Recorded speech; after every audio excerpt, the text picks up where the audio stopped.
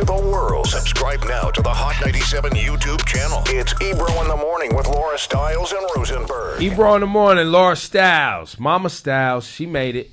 Rosenberg, he made it. And we got our brother Jumaane Williams back on the program, public advocate for New York City. Jumaane was popping, baby. Peace and blessings, love and light. Yeah, man. So we got a number of things to get to. But first and foremost, you've been very outspoken and unhappy with the mayor. Just the mayor. End of Period. thought. Full pause. But then specifically right now and during COVID, very unhappy with the COVID response. And then now with schools going back. Would love to give you a few moments to talk about, why you're unhappy with the school and schools going back and how it's being handled, and solutions you would have rather seen. No doubt. First, I guess we're going to skip over that non-basketball game, man. I was expecting to see a little something better. Y'all chill. That's my Lakers. We're going to get this championship. Let's focus. I got you, but get him a chance, man. You got to give him a chance. What are you saying? This ain't T-ball, my guy. Oh, man. I call Lakers in 6, by the way. I call Lakers in 6. All right, this ain't no. Out of respect for my pops. But I need to get away for a second. So I want to see a little game. If I'm going to go in there. Well, look here. Matchups are a thing. Yep. And the Heat matchup bad. Apparently, after one game, I thought they was going to be all right. I thought. Well, they're going to have to change. They're going to have to change some things and do some things better. But it's not going to be what they thought they was doing yesterday. Yeah, that's a fact. Everybody agree with that because we saw it. But you know what I mean?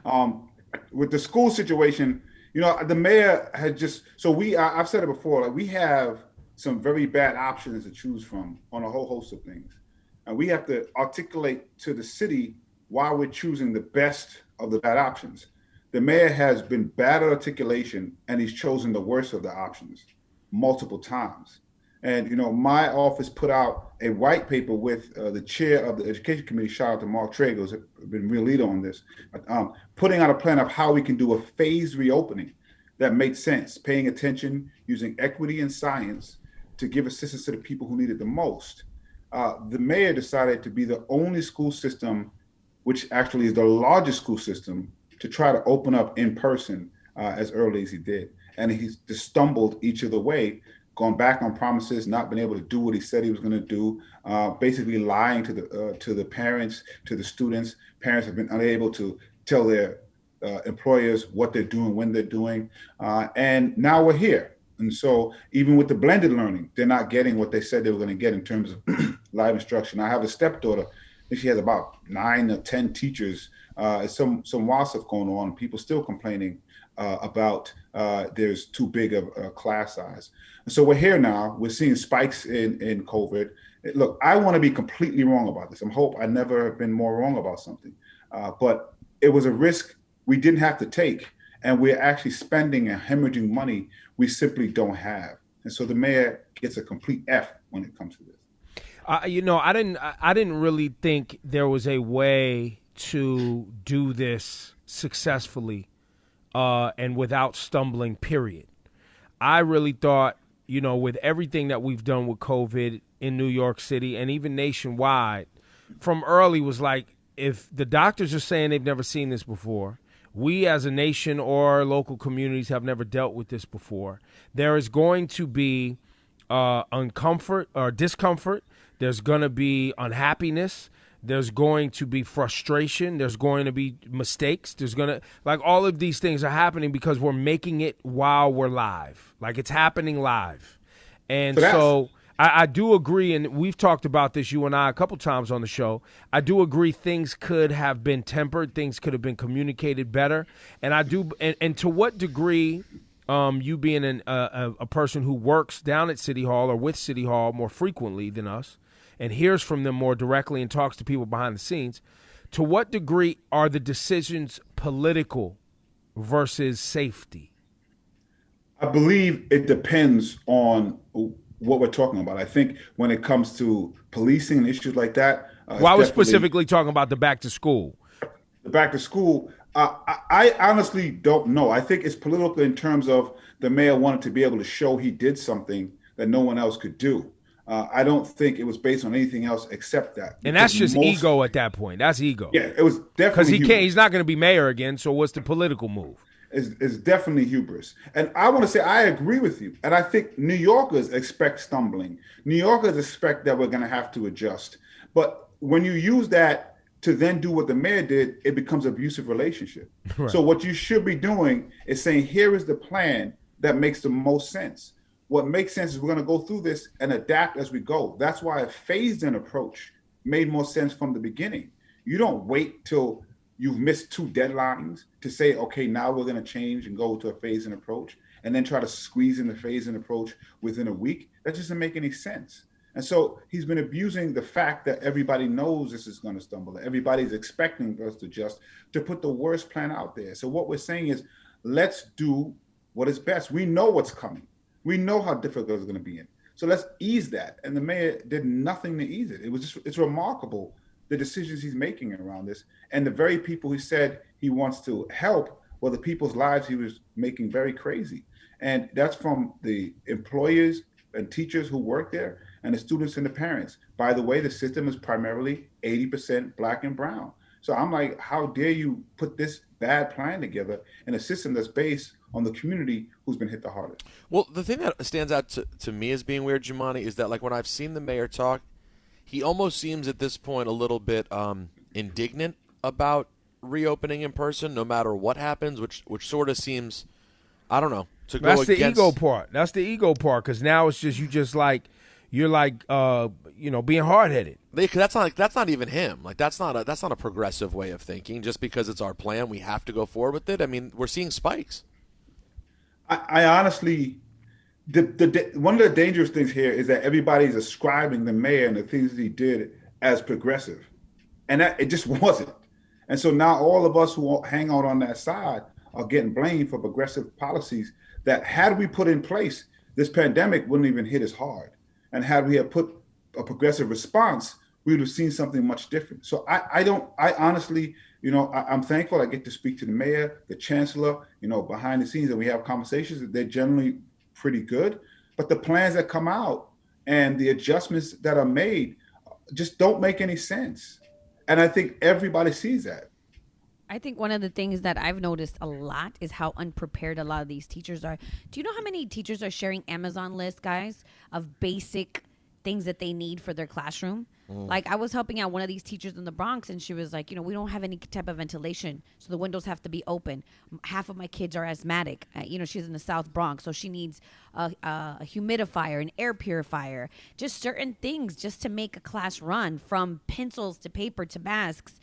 And they just don't have it. She's like, we're not prepared. Well, so and by the way, asking Laura, people to please help. By the way, Laura, our schools haven't been prepared even before this. I mean, I know, that's but especially now, it's such a dangerous time, though. That's an important point, because we've been saying all the pandemic did was exacerbate the problems that were there. So like Ibro was saying, to your point exactly, Laura, before that, the city council had a specific program that we had to fund to help teachers buy the things they needed because they were spending out of pocket.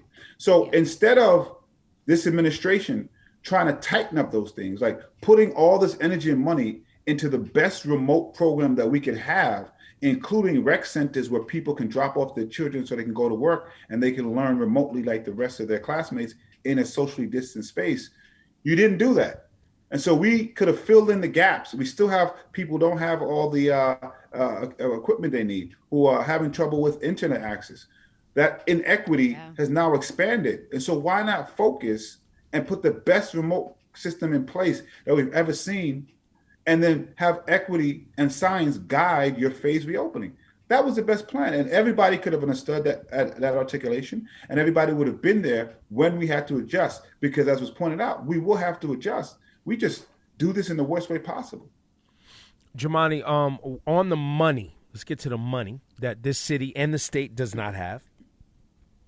And, everybody, we're not even talking to you in this moment. We're not even in the throes, in winter, in, mid-November, post-election, whatever that's going to be. Where we're trying to figure out how to get to the other side of, tough season of winter, with unemployment, with COVID, with flu season, with restaurants not function. I mean, the eviction crisis. In your purview, how bad is this end of the 2020 going to be for people who are already struggling? Our economic situation is bad. Like there's no way around it. It is bad, and it will probably be bad very bad for a couple of years. And so this is the honest conversation we have to have with the city of New York, so that we can get through it together. There is a way that we can get through it together, but we have to be honest, and we have to use the tools that we have. And I know that we're not using all the tools that we have. Our immediate situation is usually to cut and fire. Firing and layoffs right now is the worst thing you can do in this kind of economy, because it makes it worse when there are more people on the unemployment rolls and more people unable to spend and put into the economy. So you have to think of some other options. Right now, by the way, the state is refusing, and this is where the mayor is correct. Except I can understand why people are not trusting his decisions, but he's right. We do need long-term borrowing like we did after 9/11. That's something we have to have. And Cuomo's standing in the way of that. But absolutely. And another thing that Cuomo's doing, he is refusing to even entertain raising a revenue from millionaires and billionaires. The billionaires literally have made $600 billion since the pandemic started. They are the only ones who've made money. And every time you bring this up, he's worried about the millionaires and billionaires, but seems to have no concern about most of the rest of us. Well, and specifically, I heard he's worried about them moving out of New York State. And so this is a valid concern, which we have a conversation. I want to pause for a second. Why is he not equally concerned about how everybody else will be able to live? Will they be able to pay for their food? They'll be able to pay for their medication and rent? You should have at least an equal concern about that, but he doesn't. He's been trying to cut Medicare for as long as I know, Medicaid for as long as I know in this state. Now, back to the millions and billionaires, we have to approach them as being civic-minded. There is not many places where we can get funding. We have more millionaires and billionaires now than from before. So this they're going to flee thing is a concern. I don't think everybody leaves because New York is who New York is, but we should also get into conversation with them. I've spoken to a group called Patriotic Millionaires who is asking for them to step up and put some additional fairness fees. He doesn't want to have this conversation because I believe these people cut big checks to him. He has his book coming out. I guess he wants and he has aspirations of running for president because Biden will be a transitional president. So, by the way, if this thing times out the right way, when's Cuomo done on this term? 2022. He's running for re-election in 2022. I've heard Cuomo's never running for president. Never going to run for president. Not going to happen. Who knows? I just there's too much stuff. There's too many connections with that family. There's too much history with too many people. Too much dirt. Yeah. I just know that we need to use the tools that we have instead of cutting Medicaid, cutting the school system, cutting all the things in the social networks people need. First thing we're going to is firing 22,000 employees, which, by the way, I can't say that that's not an option. That shouldn't be the first option. We have to do everything we humanly can before we get to that. And our leaders just don't seem to be doing that.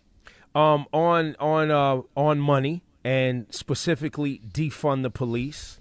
We heard Biden the other night at the debate say that he is not for defunding police. He is actually for providing more funding, but in the form of sending unarmed, mental health professionals, de-escalation people, and looking at safety in communities through a different lens, but not, quote, he didn't want to use the term defund the police because people have clearly made that a political term that is a literal term. I would love to hear you talk about policing and public safety and your campaign to change the way we approach. Yeah, I don't know that I would call it a debate, but what I saw, he did mention that. The Love and Hip Hop presidential debate. Yeah. Oh, for real? Is that what we call it? That makes sense. Now that makes sense. The Love and Hip Hop presidential conversation or argument, whatever they had. We have, unfortunately, lost the narrative on hashtag defund the police, and it is damaging. So I want to reclaim that narrative. I am very comfortable with the hashtag because I understand what it means. But we have to take the time to have the conversation. But there are people who don't want to have the conversation. There are people who benefit for pretending that defund police just means take every single dollar that's there and everybody's gonna say we don't need police. And most people, the vast majority of people who are pushing the true narrative of hashtag defund the police is not that. And so we've pushed forward a 10-point plan on reimagining public safety. Everyone is caught up in the simple conversation around policing. And what we have to do is expand that to understand that public safety is not equatable to policing. What is public safety and what is law enforcement's role in it?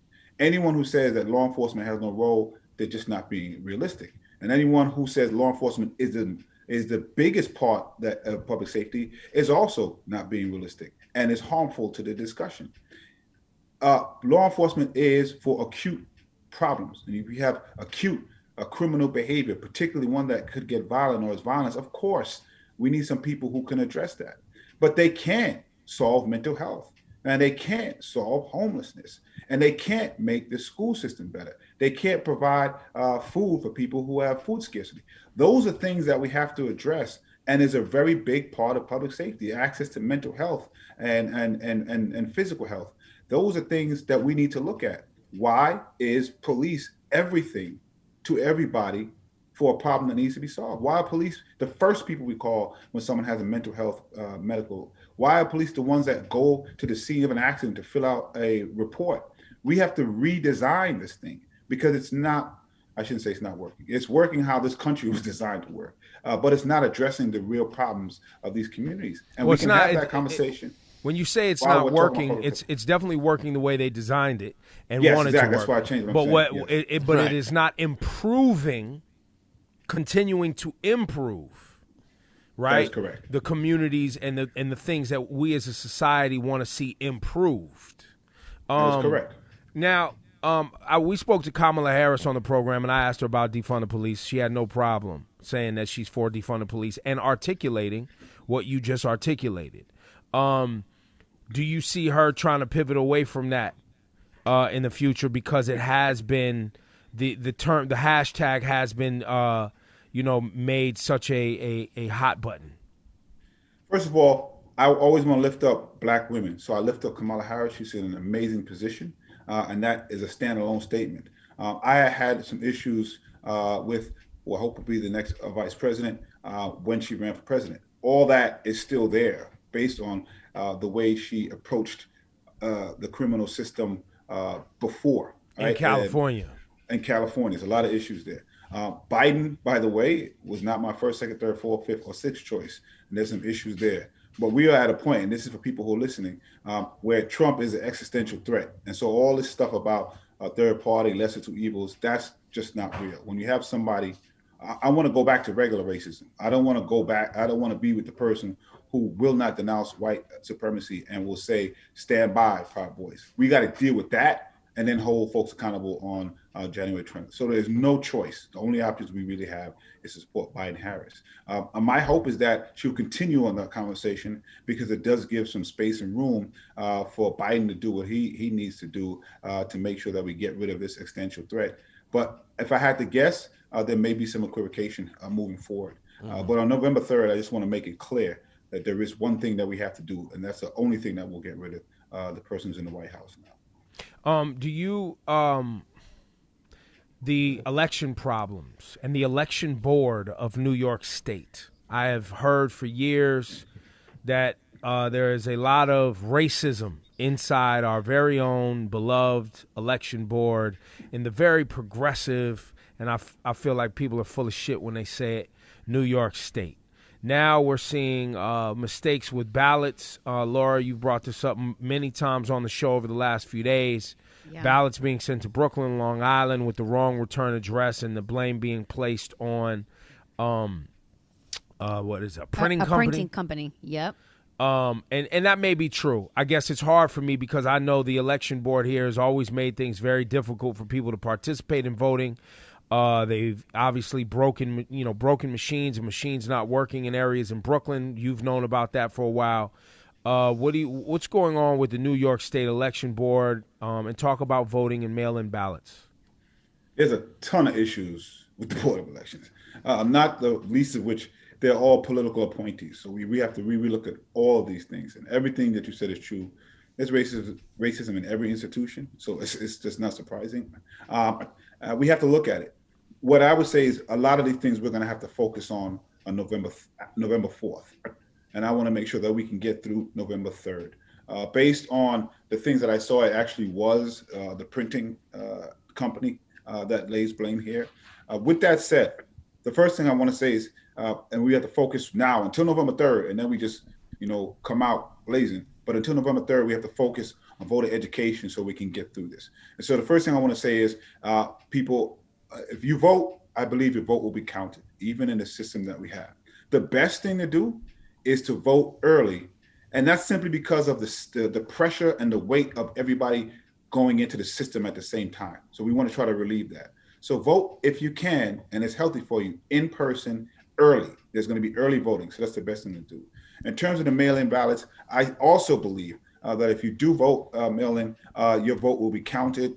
There's always room for error on the Board of Election side and on the side of the person who's filling it out, who may fill it out wrong. We have to do our best for voter education, because you can't always solve for everything. But I believe if you fill out it right and you put it in the mail, it will count it. As bad as this was, the system did check itself. And so it's not like people went out and voted in the wrong name. The system checked itself, and it's recorrecting, and people will have the new ballots in time. So the system checked itself, and it also didn't allow you to vote twice, which is not what would happen even if you have both ballots. Only one would count. And so those are important to put out there because we want people still to have confidence that if they put in their vote, even with these annoyances, which they are, and things that we have to make sure people are held accountable after November 4th, we need to try to focus on voter education so everyone can get their vote counted. Yeah, that's often lost, right? It's often lost that when we hear about these errors, that the errors have been caught, right? That's correct. Or, the fraudulent behavior has been caught. So that means the system is functioning to prevent these errors. That's correct. And so it is annoying and the pain, but it did catch itself. And fraud, even with all this stuff, is minuscule. And that's what they're trying to play up, that there's a fraudulent all over the place. Even with all these errors, it is a minuscule amount, 99.99%, whatever it is, of no fraud. And so it is probably one of the best systems. Outside of voting, you can name another system that works very well, and you'll see a lot of fraud of it. You don't see a lot of fraud in voting, but we want to make sure everyone's vote counts. And so the best way to do that with the release of pressure on the system is in person and early if you can. If you're going to do absentee, just make sure you follow the instructions exactly and fill it out. And I believe that your vote will be counted as well. It's very troubling, and we can't deny that as well. And there has been voter disenfranchisement. I don't want to sleep on that. There definitely has been voter disenfranchisement, which is a little bit different than fraud. But we want to change that as well and encourage people to vote and have them be able to vote as early as they can with as much ease as they can. Jumaane, you have announced that you're not running for mayor. I have announced that on numerous occasions. Yes, sir. And so also I think Ruben Diaz Jr. said he's not running for mayor. Yeah, he did that. That was a few months back. Yeah. Eric Adams still is running for mayor. Yes, he is. Scott Stringer, comptroller, still running for mayor. Yes, he is. Who else we got? I think Corey Johnson pulled out too. Corey Johnson Johnson stepped aside for personal reasons. We have Maya Wiley, we have Diana Morales, we have Ray McGuire, some of the other names that are out there, and then we have some folks on the Republican side as well. And we heard rumors of Andrew Yang, but we don't know if that's. Is it too late for him? It's not too late for anybody. I don't see him coming in, but anything's possible. Do you have a favorite for New York City mayor? Because we vote next year, correct? Vote next year. It's coming up quick in June. My guess is November 4th or 5th, when things will really heat up. I haven't made an endorsement yet. I do know we need someone who can articulate why they are very good. Kathleen Garcia, also she was a former sanitation commissioner. We need someone who can show that they are a very good manager and can prove that they can manage a city. We also need somebody who's going to prove that they are bold. and can make bold decisions and stick to them even when the headwinds get a little tough. And that has been very much highlighted in this pandemic when we had a lack of bold leadership. And so we're going to be in this kind of, mayor, and let's just be honest, mayor of the city of New York is a hard job on a sunny, bright day. We are going to be in clouds and storms for the next couple of years. Right. And so to navigate that, we have to have a good manager, and we have to have someone who's going to put a bold vision forward and have the ability to execute it in some tough political wins. And so whoever gets closest to those two things, I believe, is what is needed. Do you feel, and I know you don't want to endorse anybody yet, you're not there, but you've known Eric Adams for a long time. We've had him on the show a lot. I believe he has some strengths. And being that he was a former NYPD, how much does managing and dealing with that monster play into managing New York City? Because as we articulated before, police are asked to do a lot in this city. And that's where that kind of a lot of issues lie. And now we have to assume that the NYPD, because the union endorsed Donald Trump, we have to assume that they are against any progressive ideas with looking at public safety differently. Just FYI, the police unions, many of their leaders will be excellent police commissioners in the Jim Crow South, have been the biggest impediment to any kind of discussion around how we view public safety. By the way, the PBA were the ones who were talking about stop, question, and frisk first. They were the first ones talking about the quota system. Then they switched it, and I met with them to try to deal with this issue. Then they switched it when I guess it became convenient to switch up on. So I just want to be clear about that. I haven't written anybody off for mayor yet, and that includes Eric Adams. We need to hear everyone out. Although, honestly, I think folks on the left will have some issues. But I do want to say, it's hard to fight the NYPD. It's even harder to do it as a police officer. And he actually did do a lot of pushing back on the NYPD when he created 100 Blacks in Law Enforcement. And we did a lot of work around the pandemic, where he oftentimes was very much out there pushing and making sure folks' voices were being heard and not ignored. And we do a lot of work together around gun violence. I think his views on gun violence are very good. At the same time, there are other issues. Sometimes he'll say some errant things around guns itself and some other things that I think will give people pause. And so there has to be questions and answers to those things. But I haven't written anybody off, and we all need to listen to what everyone has to say, and that includes the borough president. And do you think Commissioner Shea needs to be replaced? I try to refrain, and very rare do I say get rid of this person, even with Ray Kelly in my biggest fights, because it's too simplistic often. How many new commissioners do we need in any of these departments before we realize it's not going to be just the one commissioner, before we realize it's systemic? I wish Shea believed in more of the things that I believed in, but also when I have conversations with him, they're very good conversations. And when it comes to after that, some of the things I see, I don't understand. My hope is that the more we have conversations, the more we'll see things implemented. But I'm not sure that he agrees with some of the things that I say, and that shows in some of the things that I see occurring. When we have an administration that argued in court recently that they don't have a duty to discipline officers. This is what they argue. They just have the ability to. That's a strange thing to be arguing. But I believe the biggest issue here might be the mayor of the city of New York, because you have to look at the coach at some point. You can't say, look at the police commissioner, look at the chancellor, look at the head of Commissioner Steve Banks, who's dealing with homelessness. I don't know that it can be all of them. You should have a vision that you put out and hire people that can execute that vision. That's not happening across the board. And so my concern is that the mayor needs to do more because these are people he hired that report to him. Jumaane Williams, thank you for your time, public advocate. If people want to interact with you on IG or follow and get more detail on this program, the policing public safety program that you're putting together and making sure that we get focus and dialogue around whether it's defund the police or hashtag look at public safety different, whatever y'all want to run with. How do they get it?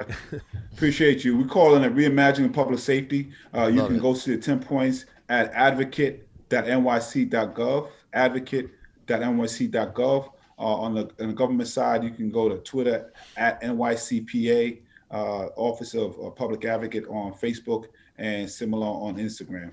Very much appreciate the space y'all create for all this, man. Hip hop. Make sure y'all fill out your census. You got one more month. Yo, fill out the goddamn census, man. For real. People lying. So stop with the bullshit. Like, yo, they tracking me. Fam, you got a cell phone. You on IG and Facebook all the goddamn time. They know your mama. They know everybody. Right, you have TikTok already. I do want to be, I try to be empathetic because normally when government is knocking on black and brown doors asking for information, it's not a good thing. So I understand that. But you got to believe us when we say this ain't one of those times, man. If people remember Elmhurst Hospital was overrun, that's because only less than 60% fill out the census 10 years ago. That's what happened. So fill it out. Man. Like, we got one more month and then fam, go vote. I ain't gonna lie. Them enumerators came to my door.